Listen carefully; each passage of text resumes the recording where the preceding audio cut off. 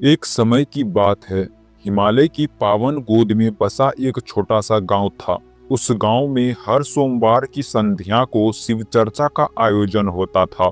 गांव के स्त्री पुरुष बच्चे बूढ़े सभी एकत्र होकर ओम नमः शिवाय का जाप करते और भोलेनाथ की कथाएं सुनते थे। ऐसा माना जाता था कि जो भी सच्चे मन से शिव चर्चा में शामिल होता, उसके जीवन के सारे कष्ट धीरे धीरे दूर हो जाते। उसी गांव में गौरी नाम की एक स्त्री रहती थी। उसका जीवन दुखों से भरा था। पति अस्वस्थ रहते, घर में धन का अभाव था और मन हमेशा चिंता में डूबा रहता। फिर भी गौरी का विश्वास कभी डगमगाया नहीं। वह हर सोमवार शिव चर्चा में अवश्य जाती और भगवान शिव से बस एक ही प्रार्थना करती, हे भोलेनाथ, मुझे कुछ नहीं चाहिए, बस मेरे परिवार पर अपनी कृपा बनाए रखना।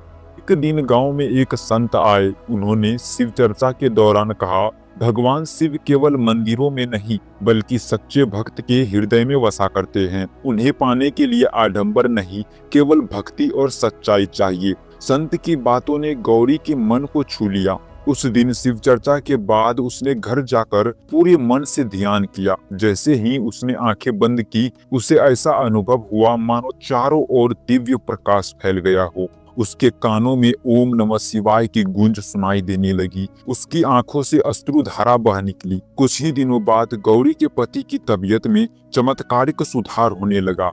जो डॉक्टर जवाब दे चुके थे, वे भी हैरान रह गए। घर की आर्थिक स्थिति भी धीरे धीरे संभलने लगी। गौरी समझ गई कि यह सब शिव कृपा का फल है। अब गांव में शिव चर्चा पहले से भी भव्य होने लगी।